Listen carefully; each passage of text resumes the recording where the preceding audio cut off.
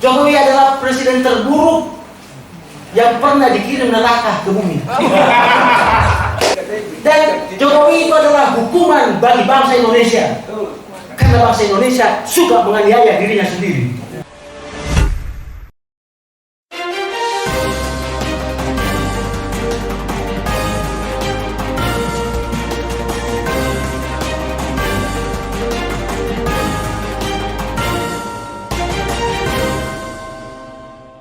One Kawan TV1. Cuma satu saja yang saya garis bawahi tentang keakuan. Dia bilang saya harus menyelamatkan wajah presiden. Kami harus menyelamatkan wajah presiden. Dia lupa bahwa presiden tidak punya wajah. Saya tidak mau disebut pembicara keempat, maka saya langsung serahkan aja sampai dulu. Pak Mulyadi duluan. Saya sudah pegang tangannya, tidak ada tanda-tanda dia sakit. Baik, terima kasih Dr. Zul. Bapak Ibu yang saya hormati, saya mohon maaf tidak menyebut nama satu persatu ya. Saya mau ambil waktu. Secara fisik saya kurang sehat sejak Agustus sampai sekarang. Secara fisik, tapi pikiran saya tidak sakit gitu ya.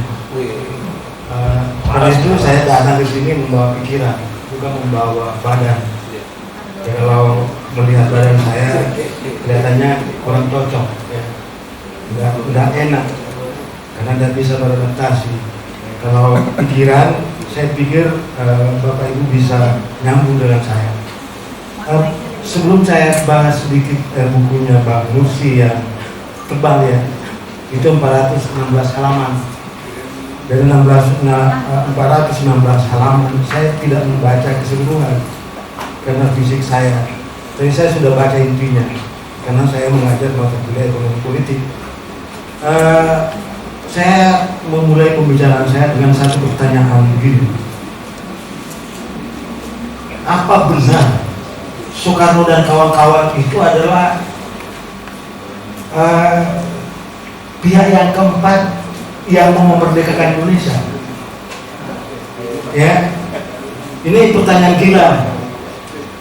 Ya, ini pertanyaan gila. Kalau saya balik pertanyaannya, apa Anda percaya bahwa Soekarno dan kawan-kawan itu bukan pihak penjajah yang keempat?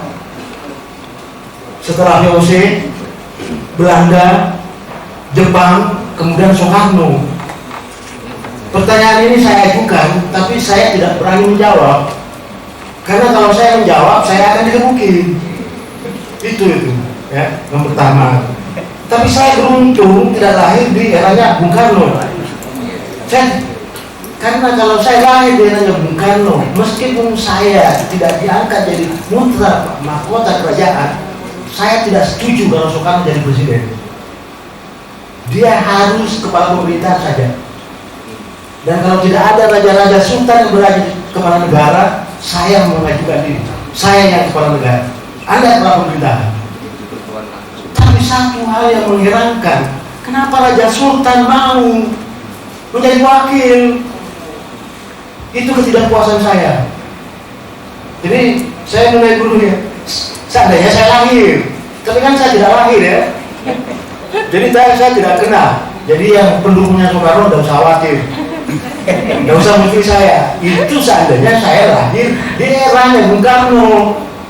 Saya akan mengatakan saya dari Sulawesi Selatan, saya dari kerajaan yang tertua di Sulawesi Selatan, namanya Kerajaan Luwu. Saya tidak ingin Anda jadi presiden. Anda cocoknya jadi perdana menteri saja, kepala pemerintahan. Saya jadi kepala negara. Saya mau seperti itu. Kenapa? Karena Inggris melakukan itu. Kenapa? Karena Belanda melakukan itu. Karena Jepang melakukan itu.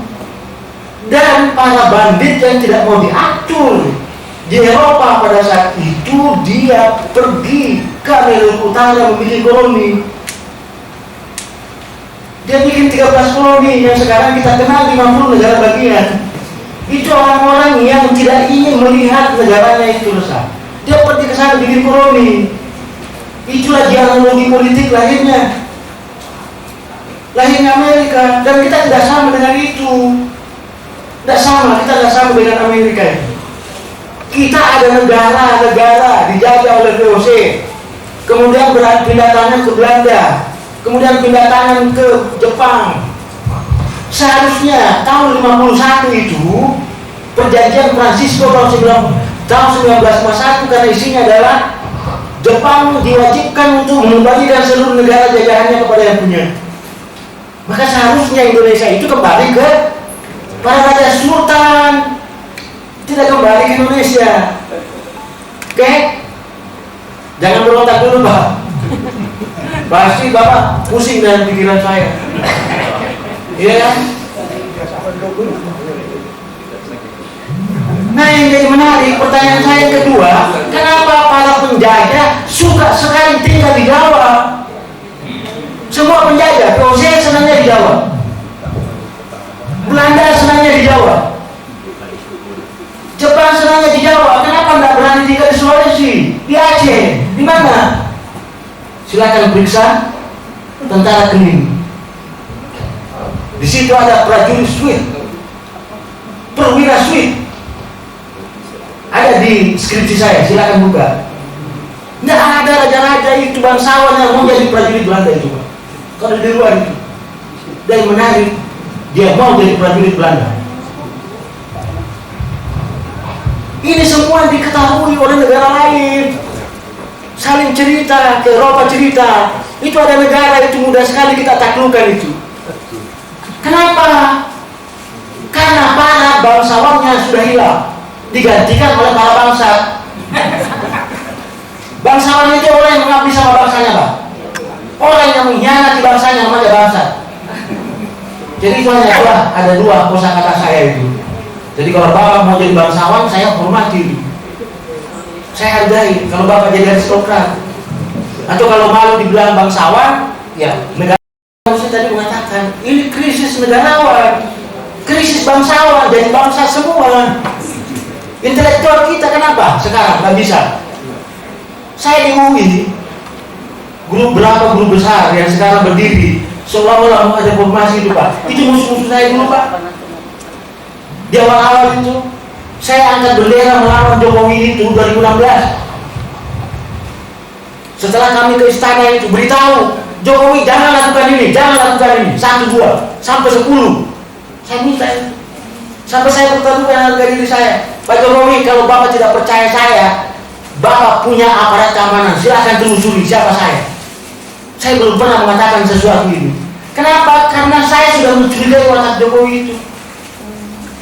Bapak tahu, 2 minggu sebelum pelantikan presiden itu saya datang ke wakil presiden, namanya Maruf Amin.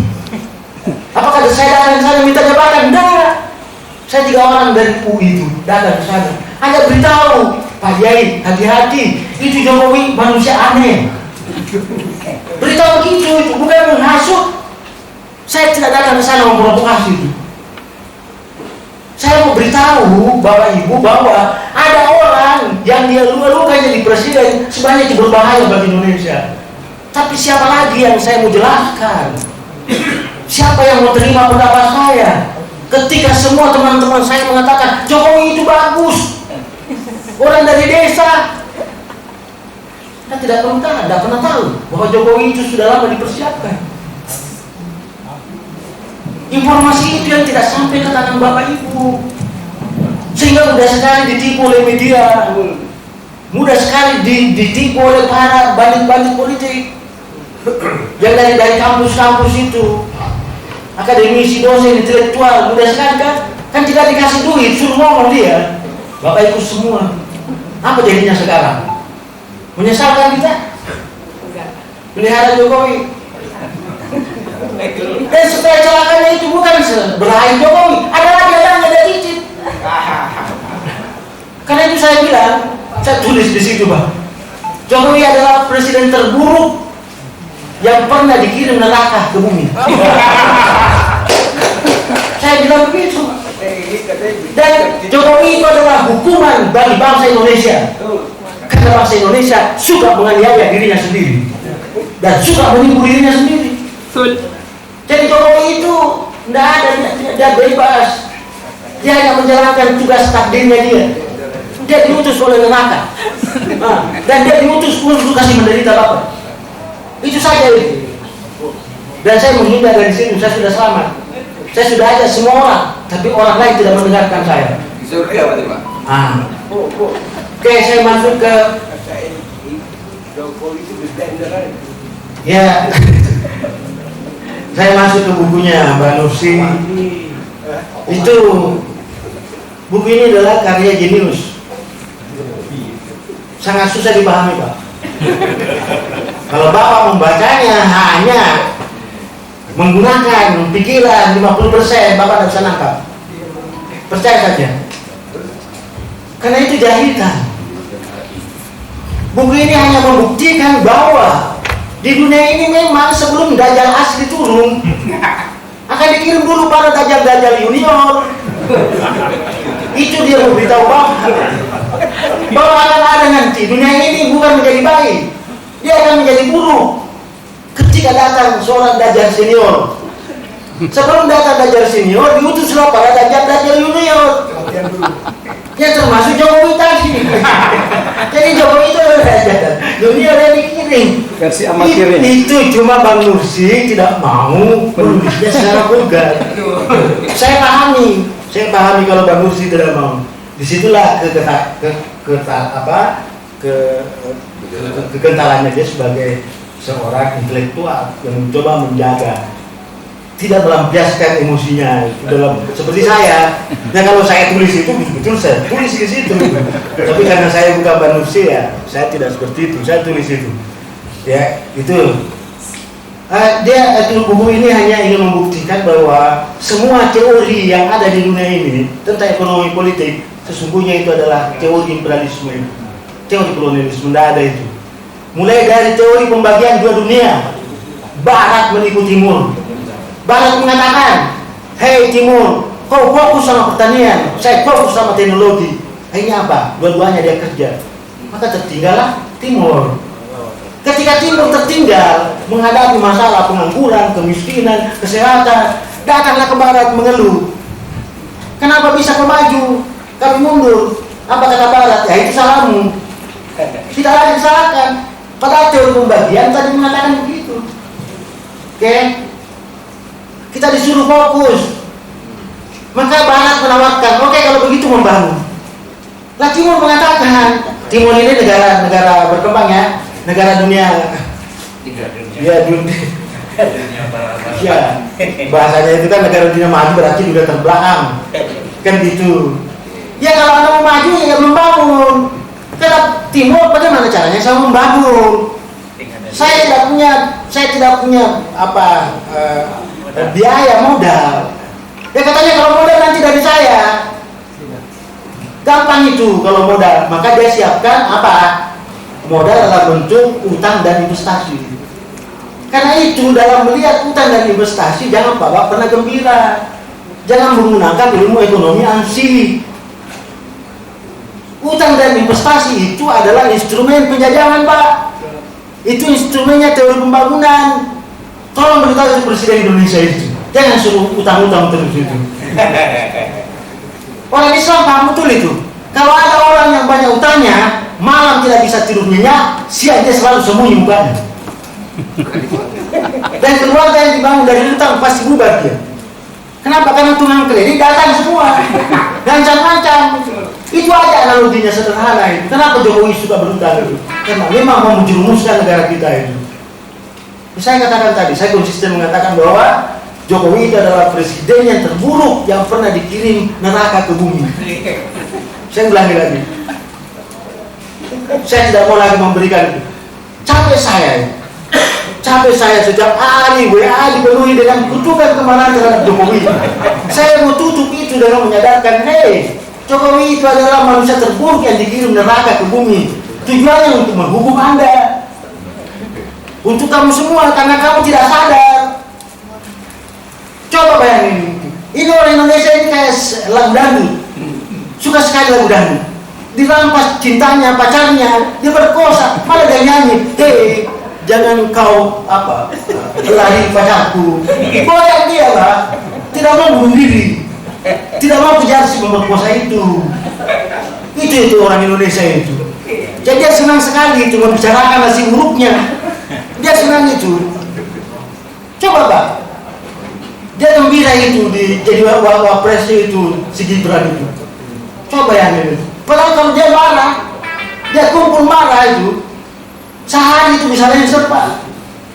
Kekuatan demokrasi itu adalah ketika Bapak sadar untuk berkumpul, untuk berteriak. Sejarah demokrasi adalah sejarah memenggal penguasa. Itu. Jadi ada dua sejarahnya itu. Ketika orang berbicara demokrasi, sejarah menurunkan penguasa dan sejarah memenggal kepala penguasa. Itu intinya demokrasi. Bukan demokrasi memilih presiden itu, bikin partai. Mau bikin apa partai sekarang? Partai Indonesia paling buruk di dunia. Tidak ada partai di bawah kolonial ini yang terburuk, hanya di Indonesia itu. Kenapa? Karena dia bisa melakukan koalisi kumpul kebo. Dia bisa partai rental Pak. Kalau Bapak lihat teori kepartaian, tidak ada itu jenisnya itu. Ya, Barat tidak temukan itu. Tapi Indonesia ketika Bapak cari jenisnya, tidak ada itu partai ideologi, tidak ada itu partai kader, tidak ada itu partai campuran. Yang ada partai rental. Coba itu. Bukan kadernya dia ajukan, kan? Kacau. Ya.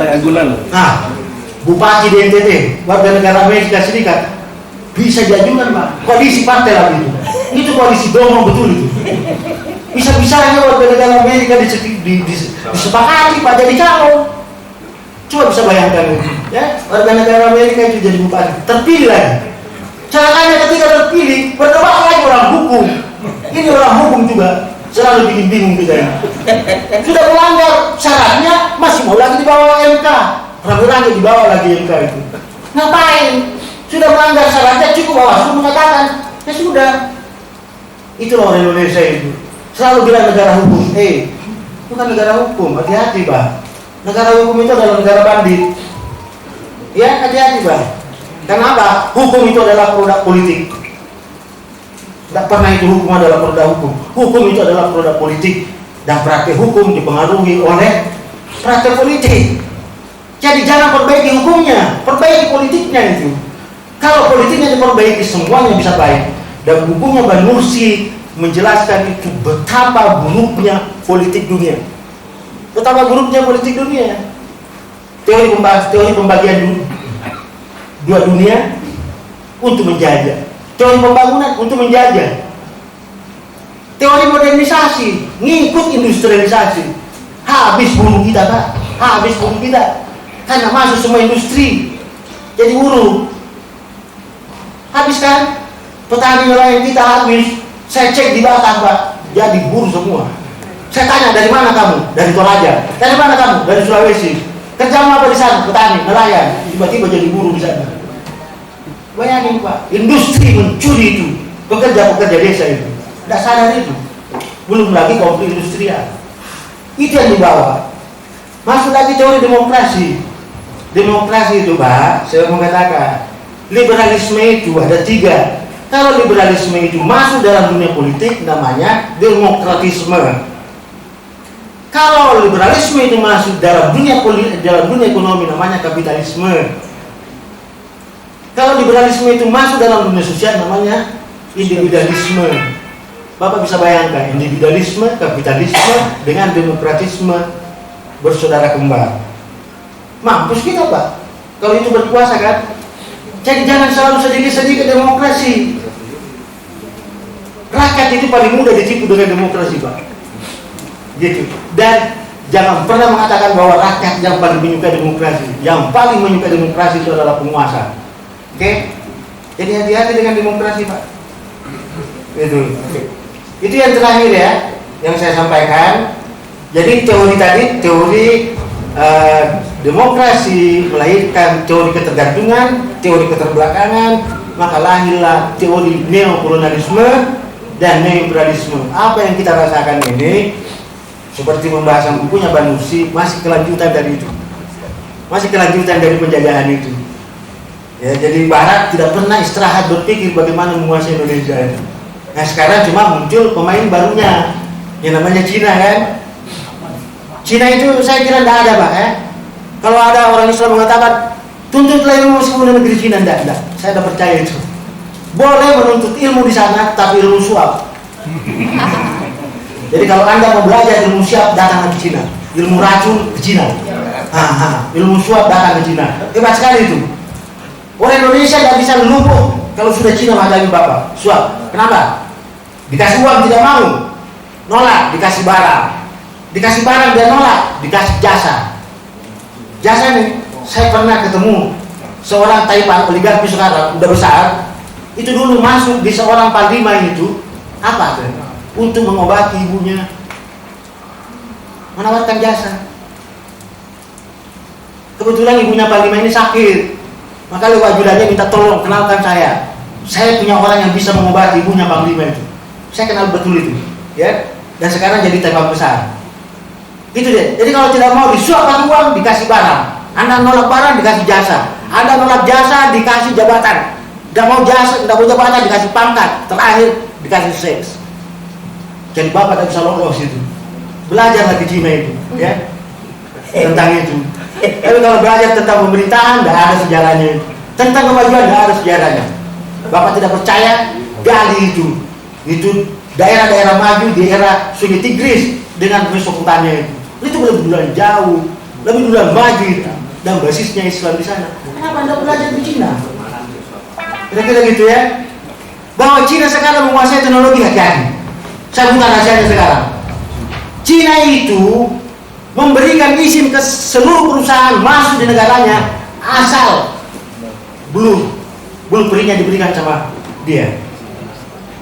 Bapak memasarkan mobil baru kepada Cina, Cina mau. Tapi yang penting mobil yang sama Anda berikan kepada Cina. Dan Cina akan membuat yang baru bersedia dengan merek dia untuk dipasarkan ke negara lain. Jadi tidak pintar itu Cina, Pak. Cuma Anda saja yang mau besar-besarkan itu. Komunis. Mau belajar komunis dari dia, Pak. Itu dulu gagal. Sementara negara kita terakhir, Pak, yang membuat republik kita ini intelektual hebat, agamanya bagus, integritasnya bagus, sistem politik yang dirancang oleh pendiri negara kita, saya periksa berdasarkan ilmu saya, itu masih sistem politik yang terhebat di dunia, satu-satunya di dunia. Ada metastruktur, ada superstruktur, dan ada suprastruktur, ada infrastruktur itu. Itu yang paling hebat itu di dunia. Cuma saya, Barat sangat percaya kalau terus-terusan struktur politik ini dipelihara, maka kita tidak bisa jajah Indonesia. Oke? Maka salah satunya cara adalah ganti itu konstitusinya. Disitulah Bang Nursi masuk gitu ya. Jadi lahirlah prahara di situ, dan prahara itu ternyata Bang Nursi dalam bukunya mengatakan bukan hanya ini prahara bangsa, sampai keluarga pun juga ada prahara, Pak. Ya kan? Dalam bukunya Bang Nursi tulis begitu. Jadi mulai dari keluarga, komunitas, lokal, nasional, regional, internasional, dan ada satu yang tidak ditulis Bang Nursi, tapi itu sudah ada di dalamnya semua, yaitu global. Ya. Dan saya selalu mengingatkan kepada teman-teman yang selalu puji-puji Indonesia itu. Indonesia itu negara hebat. Sampai kapan hebatnya, Pak? Saya mengajar politik global. Negara global itu ada 4 kriterianya. Pertama, kuat di sains. Yang kedua, kuat di finansial. Yang ketiga, kuat di industri. Yang keempat, kuat di pertahanan. Empat-empatnya ini tidak ada dimiliki Indonesia. Karena kalau 4 ini kuat, itu dibuktikan oleh politik luar negerinya. Kuatnya. Kalau politik luar negerinya kuat, bisa dideteksi dari bentuk diplomasi yang dipilih. Misalnya, Amerika memilih bentuk diplomasi kapal induk, Cina diplomasinya misil, Rusia diplomasinya nuklir. Kira-kira gitu. Saya kira itu, Pak Dr. Sul ya. Terima kasih banyak, Bapak Ibu.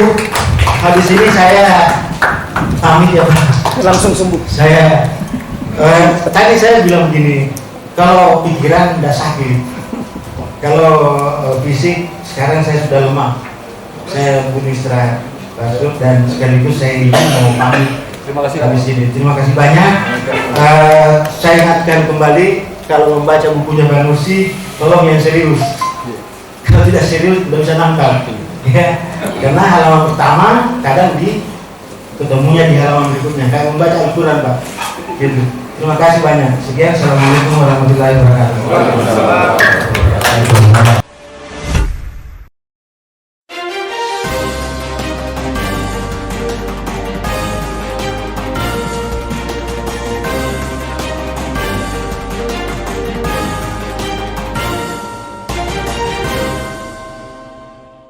One Kawan TV 1